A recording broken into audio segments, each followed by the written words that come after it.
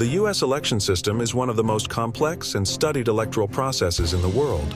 It plays a pivotal role in shaping not only the governance of the United States, but also its global influence.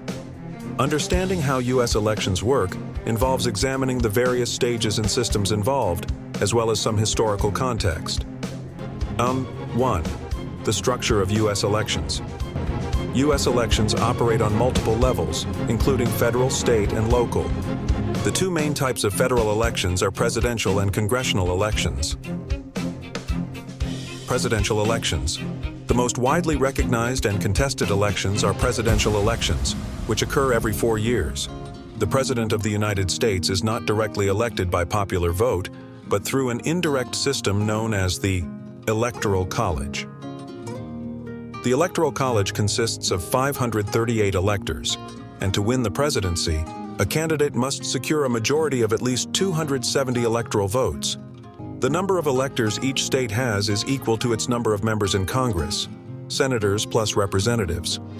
For instance, California, with its large population, has 55 electors, while smaller states like Wyoming have only 3. On Election Day, voters cast ballots for a slate of electors pledged to a particular candidate. While voters technically vote for electors, the electors almost always vote in line with the popular vote in their state. However, this system has led to instances where a candidate wins the Electoral College but loses the popular vote, as in the 2000 and 2016 elections. Congressional elections are held every 2 years and determine the composition of the U.S. Senate and House of Representatives. Senate. Senators serve 6-year terms, with 1/3 of the Senate up for election every 2 years. There are 100 senators, 2 from each state. House of Representatives. Representatives serve 2-year terms, and there are 435 members. Each representative represents a congressional district, and the number of districts per state is based on population. State and local elections. In addition to federal elections, U.S. citizens vote in state and local elections, which determine governors, state legislatures, mayors, and other local officials. The dates and structures of these elections vary by state, and some states hold elections for judicial offices, referendums, and initiatives as well. 2. The election cycle. The U.S. election cycle is long, especially in presidential elections. It typically lasts several years, beginning with primary elections and caucuses, followed by national party conventions, and culminating in the general election. Primaries and caucuses. The election process begins with primary elections, or caucuses, where political parties choose their candidates for the general election. These take place at the state level and vary in form. In a primary, voters choose among candidates for their party's nomination. In a caucus, voters gather in meetings to debate and select their preferred candidate. Each party typically holds primaries and caucuses from January through June in the year of the presidential election, although dates can vary by state. The most notable primary is the Iowa caucus, traditionally the first to be held.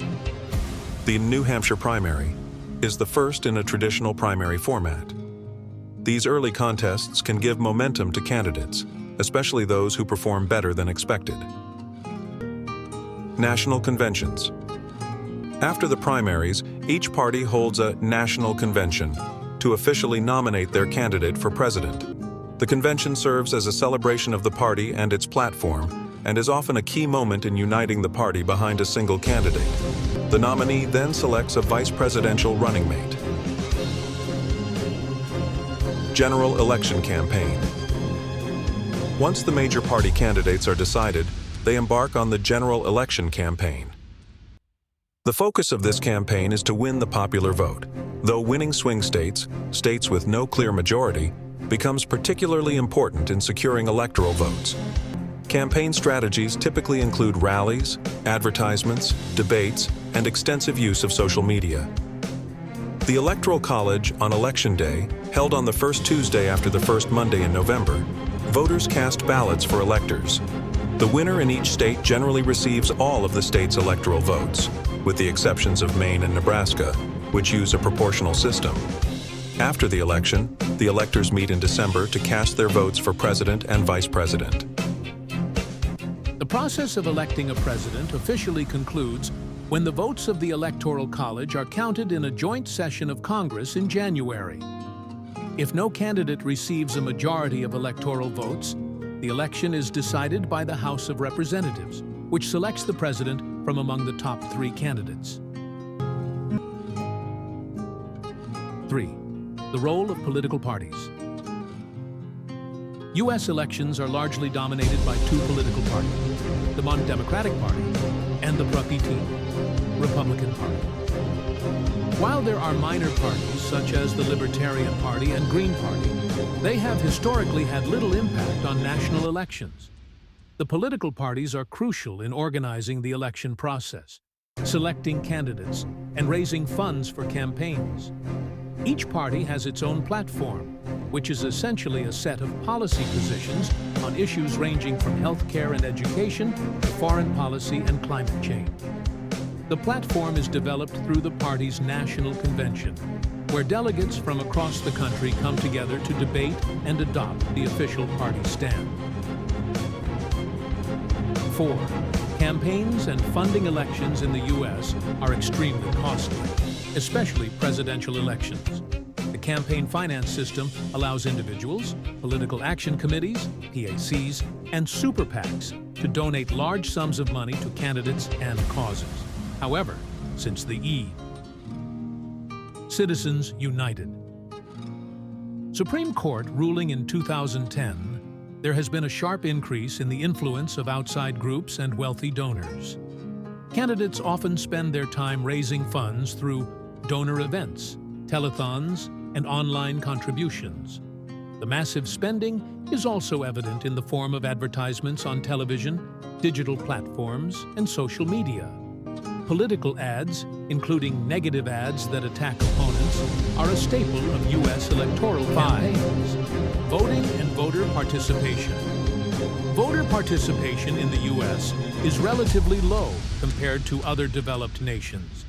The U.S. does not have mandatory voting, and many barriers, such as voter ID laws, gerrymandering, and limited early voting opportunities, can make it difficult for certain groups, particularly minorities, to vote. However, various groups work to encourage voter turnout, advocating for reforms like automatic voter registration and expanded access to early voting. Voter 6. The history of U.S. elections. The U.S. election system has evolved over time, with notable shifts in voting rights and political processes. For instance, the 19th Amendment, 1920, granted women the right to vote. The 24th Amendment, 1964, abolished the poll tax, which had been used to disenfranchise African American voters. The Voting Rights Act, 1965, aimed to eliminate racial discrimination in voting. The 26th Amendment, 1971, lowered the voting age from 21 to 18. Throughout U.S. history, elections have been a reflection of broader social and political changes, from the expansion of civil rights to shifts in party alignment. 7. Challenges to the system. Despite its long history, the U.S. election system faces several challenges, including concerns over voter suppression, gerrymandering, the manipulation of district boundaries for partisan advantage, foreign interference in elections, and the influence of money in politics. In recent years, the role of social media in spreading misinformation and the increasing polarization of the electorate have also been significant concerns. Conclusion. U.S. elections are a cornerstone of democracy, though they come with a range of complexities and challenges. From the intricate mechanics of the Electoral College to the influence of political parties and the fight for voter rights, each election cycle is a dynamic process that shapes the future of the nation. Understanding these dynamics is crucial for engaging with the system and fostering a more informed and active electorate.